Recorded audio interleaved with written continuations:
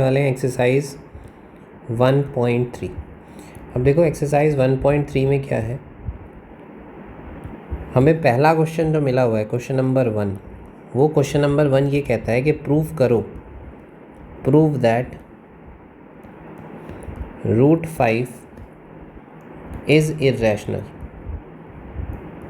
आपको √5 क्या प्रूव करना है? इर्रेशनल प्रूव करना है। अब √5 अगर इर्रेशनल प्रूव करना है तो उसका क्या तरीका है, प्रूफ करना कैसे है, वो अब हम देख लेते हैं। तो देखो, जब भी आपको कोई चीज़ इर्रेशनल प्रूफ करनी है तो आप सबसे पहले उसको रैशनल मानोगे। क्या मानोगे? रैशनल। तो मैं यहाँ पे सीधा लिख दूँगा कि लेट √5 इज़ रैशनल नंबर। आप सबसे पहले इसको क्या मान रहे हो? आप इसको रैशनल नंबर मान रहे हो। ठीक है, आपने इसको क्या मान लिया? Rational number. अब आपको क्या करना है, आपको लिख लेना है कि अगर ये रैशनल होगा तो हम बोलेंगे कि ये √5 जो है ये किसके इक्वल हो जाएगा? P/Q के। क्योंकि रैशनल नंबर किस फॉर्म में लिखे जा सकते हैं? P/Q। लेकिन यहाँ पर ये जो P एंड Q होता है, P एंड Q आर को प्राइम्स। आप क्या बोलोगे? P एंड Q आर को प्राइम्स। को प्राइम कौन से होते हैं? को प्राइम वो होते हैं बेटा, जैसे मैंने अगर फॉर एग्जांपल बात करी, मैंने लिख दिया 3/7, तो आप बोलोगे 3 और 7 किसी एक टेबल में तो नहीं आते। 3 और 7 किसी एक टेबल में नहीं आते। 3 अपने टेबल में आता है, 7 अपने टेबल में आता है। तो हम बोलेंगे कि ये आपस में क्या है? को प्राइम है। क्या है? को प्राइम, यानी कि किसी एक के टेबल में नहीं, एक के टेबल से नहीं कटेंगे। ठीक है, 3 और 7 अलग अलग टेबल से कटेगा। 3 3 से कटेगा, 7 7 से कटेगा, दोनों एक ही टेबल से नहीं कटेंगे। तब हम बोलते हैं ये क्या है? को प्राइम है। क्या है? को प्राइम। ठीक है, तो हमें को प्राइम इसमें मेंशन करना है, क्या कि को प्राइम है। ठीक है, चलो, तो P/Q लिख दिया। अब मैंने कहा कि भैया √5 इक्वल टू हो गया P/Q, जहाँ पर P/Q क्या है? को प्राइम्स है। ठीक है, अब आप क्या करोगे? आप सिंपल ये कहोगे कि मैं क्या कर लेता हूँ, both side taking square. Both side taking square, मैं दोनों साइड क्या ले लूँगा? स्क्वायर ले लूँगा। मैं इस √5 के ऊपर भी स्क्वायर कर दूँगा और मैं इस P/Q के ऊपर भी क्या कर दूँगा? स्क्वायर। अब मुझे बताओ, स्क्वायर से ये जो यहाँ पर स्क्वायर है, इससे ये स्क्वायर से ये स्क्वायर रूट कट हो जाएगा। ठीक है, तो इससे क्या बचेगा हमारे पास? यहाँ बचेगा जस्ट 5 और ये आ जाएगा P²/Q²। क्या बचेगा? P²/Q। अब आपको क्या करना है, ये जो Q² है ये इधर डिवाइड में, इधर किस में आ जाएगा? मल्टीप्लाई में। तो ये हो गया 5Q² equal to P²।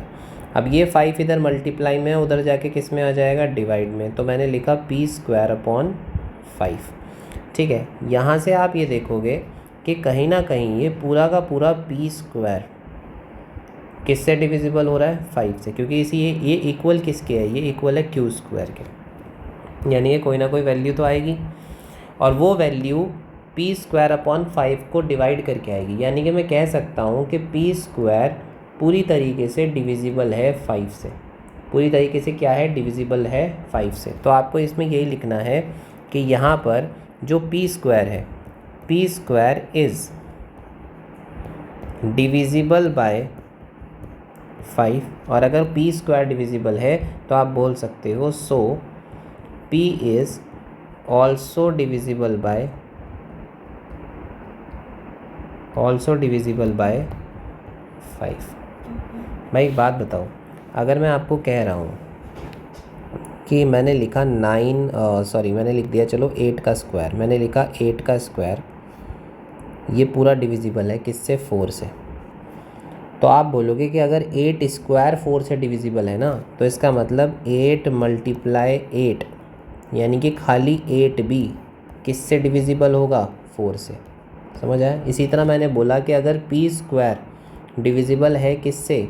Divisible by 5। अगर P² 5 से डिविजिबल है सो P भी इज़ ऑल्सो डिविजिबल बाय 5। ठीक है, चलो, अब यानी कि ये जो हमारे पास P² है ये 5 से डिविजिबल है, यानी कि P भी 5 से डिविजिबल है। अब अगला काम आपको ये करना है, आपको मान लेना है कि मैं क्या करता हूँ, मैं मान लेता हूँ कि लेट अस से हम कहते हैं कि P जो है वो 5c के इक्वल है। c मतलब कोई भी कांस्टेंट वैल्यू, ठीक है। अब c की जगह कुछ भी आ सकता है। हमें तो ये पता है कि ये p 5 से कट जाएगा, 5 से कट जाएगा, तो मैं इसे किस फॉर्मेट में ले सकता हूँ, 5c के फॉर्मेट में ले सकता हूँ, ठीक है। अब अगर मैं c की जगह 1 मानूँ तो 5c का क्या हो जाएगा, 5 × 1 यानी कि 5, हाँ जी 5 से कट जाएगा। अगर मैं 5c की जगह 2 मानूँ तो 5 × 2 यानी कि 10, ये भी 5 से कट जाएगा। तो यानी कि 5c एक ऐसा फॉर्मेट है जिसमें आप c की जगह कुछ भी रख लो, ये जो p है इसकी जो वैल्यू है वो 5 से कट के आ जाएगी। तो मैंने p को किस में मान लिया, 5c में मान लिया, p = 5c। क्लियर है। चलो अब मैंने p को 5c माना, अब मैं क्या करूँगा, मैं यहाँ पर इस p = 5c को किसी इक्वेशन में पुट करूँगा ऊपर। मैं मान लो इस वाली इक्वेशन में पुट कर लेता हूँ, मैं इसको इक्वेशन 1 मान लेता हूँ। ये इक्वेशन क्या है, मैंने कहा putting p = 5c in equation 1। अभी इक्वेशन 1 क्या है, ऊपर मैंने मानी ये वाली चीज़, मैंने इक्वेशन 1 मान ली बीच में, क्योंकि मुझे वैल्यू पुट करनी है। ये वाली इक्वेशन मैंने इसको उठाया, 5q² = p²। मैंने यहाँ पे लिखा कि 5q² = p²। इसमें मुझे क्या पुट करना है, p की जगह 5c पुट करना है। p की जगह क्या पुट करना है, 5c। चलो पुट कर देते हैं।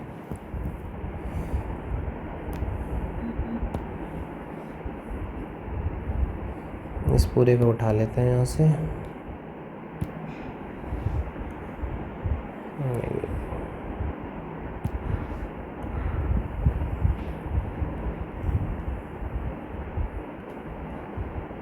कॉपी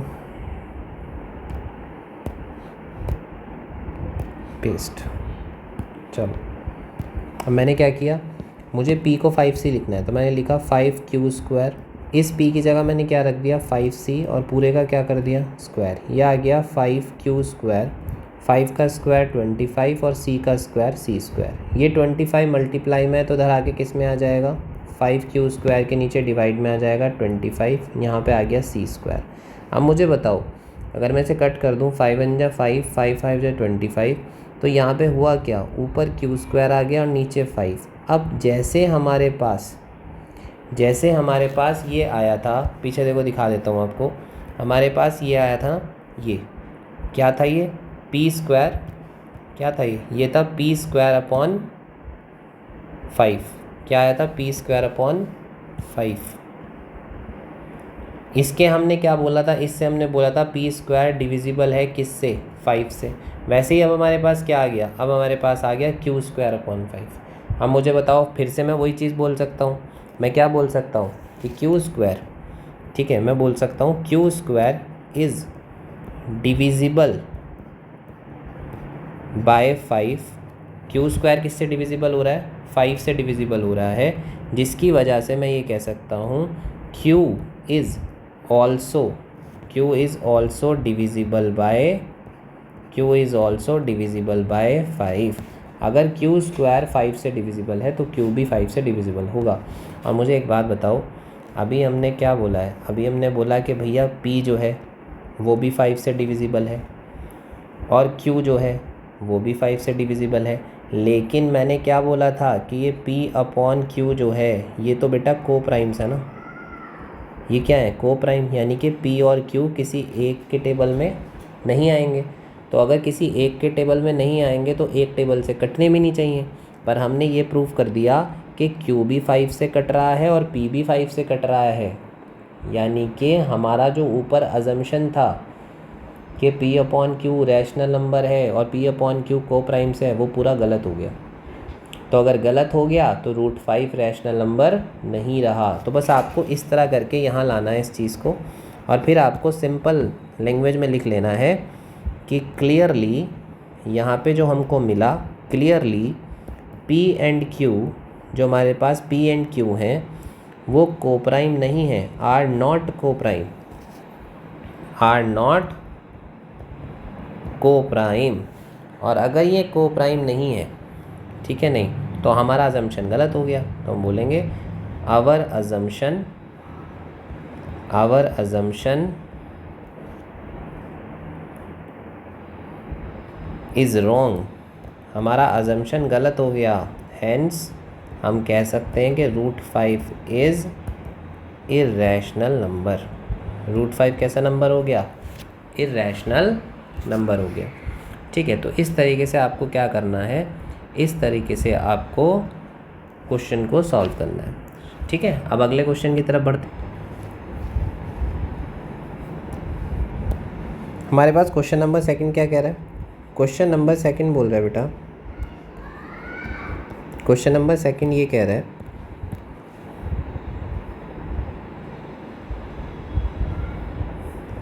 कि प्रूव दैट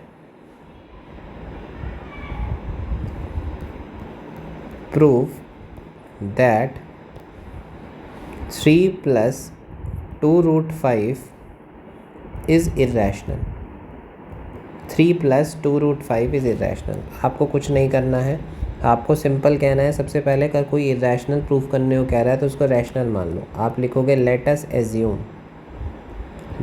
एज्यूम कि 3 + 2√5 इज़ रैशनल।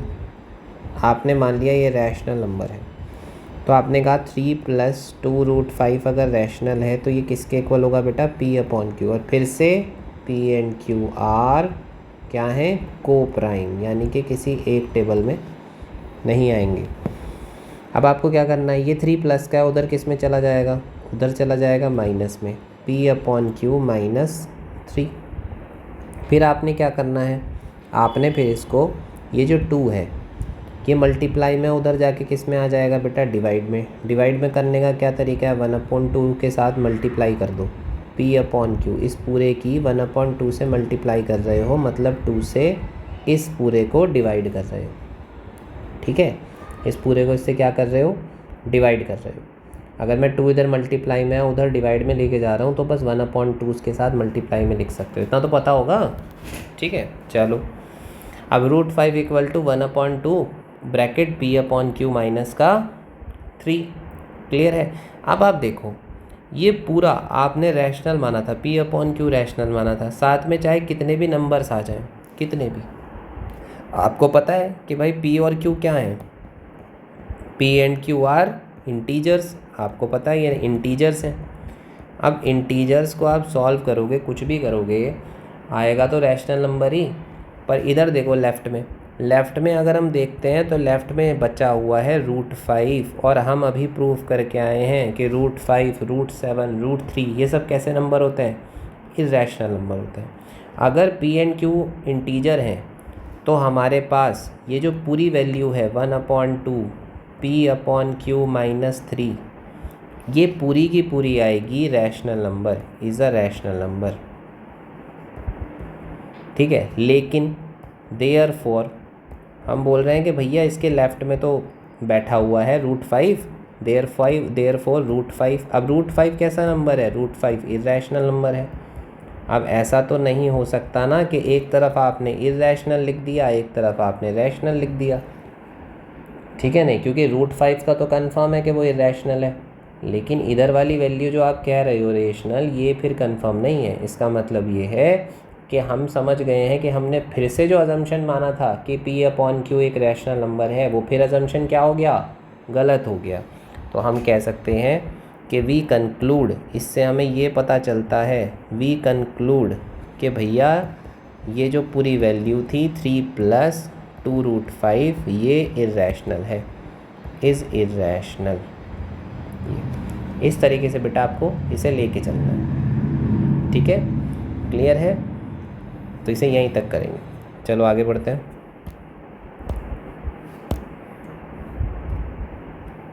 अगला क्वेश्चन भी सेम लिखा हुआ है, क्वेश्चन नंबर 3 है, इसके पार्ट्स हैं। क्वेश्चन नंबर 3 आपको बोला हुआ है prove that the following are irrational. पहला इसका बोला हुआ है 1/√2। वेरी इजी बेटा, आप सिंपल, सबसे पहला काम वही है कि इसको क्या मान लो, इरेशनल प्रूफ करने के लिए बोला है तो रैशनल मान लो। Let us assume let us assume कि 1/√2 इज़ रैशनल नंबर। क्या मान रहे हो आप? Rational number. चलो जी, तो अगर ये रैशनल है तो किसके इक्वल लिखोगे? 1/√2 equal to P upon Q. P upon Q, फिर से क्या बोलोगे? पी एंड क्यू आर क्या होंगे बेटा? को प्राइम। को प्राइम, ठीक है। अब इसको पलट दो, ठीक है, इसको क्या कर दो? पलट दो। तो ये √2 ऊपर आ गया और 1 नीचे आ गया, क्यू ऊपर आ गया और पी नीचे आ गया। अब आप इसे ऐसे भी तो लिख सकते हो, नीचे के 1 को अगर आप नेगलेक्ट करो, है तो वहीं पर अभी छोड़ दो, तो √2 किसके इक्वल आ गया? Q upon P. अब मुझे बताओ ज़रा, ये जो √2 है ये तो हमें पता है, प्रूफ करके आए हैं, कैसा नंबर है? इर्रेशनल। और भाई पी अपॉन क्यू बोल दो चाहे क्यू अपॉन पी बोल दो, आपने तो रैशनल माना ही है, ये है तो रैशनल नंबर। तो ऐसा कैसे हो गया कि इधर इर्रेशनल आया और इधर क्या आया? रैशनल, और बीच में आपने लगा रखा है इक्वल? ये तो पॉसिबल ही नहीं है। तो हम बोलेंगे कि भैया ऐसा तो पॉसिबल होगा ही नहीं। तो हमने कहा कि भैया ये तो हमारे पूरे के पूरा अजम्पशन को गलत कर गया। मैं सिंपल लिखूँगा कि भाई पी एंड क्यू, फिर से वही line, P and Q R integers. P and Q क्या हैं? इंटीजर्स हैं। पी एंड क्यू इंटीजर्स हैं, जबकि √2 एक इर्रेशनल नंबर है। √2 कैसा नंबर है? इर्रेशनल नंबर, ठीक है। तो हम बोलेंगे इससे क्या हुआ? हमने कहा यार इससे हमारे पास कंट्राडिक्ट्स हो गया, यानी कि इससे हमारी जो अजम्पशन है वो गलत हो गया। विच कंट्राडिक्ट्स द फैक्ट, जिसकी वजह से हम कह सकते हैं कि यार √2 क्या है? √2 इर्रेशनल है। √2 क्या है? इर्रेशनल है। या फिर इतना इतना ना कथा करके आपने इतना तो समझा ही दिया, आप सीधा बोल सकते हो कि भाई एक तरफ हमारे पास क्या आ गया है? एक तरफ हमारे पास आ गया है पी क्यू आर इंटीजर और Q upon P rational number है, और √2 हमारे पास क्या है? इर्रेशनल नंबर है। तो हम बोल सकते हैं वी कंक्लूड दैट, इससे हम ये कंक्लूड कर सकते हैं दैट 1/√2 इज़ इर्रेशनल। 1/√2 क्या हो जाएगा? इर्रेशनल हो जाएगा, ठीक है। चलो अगला क्या है इसका सेकंड पार्ट?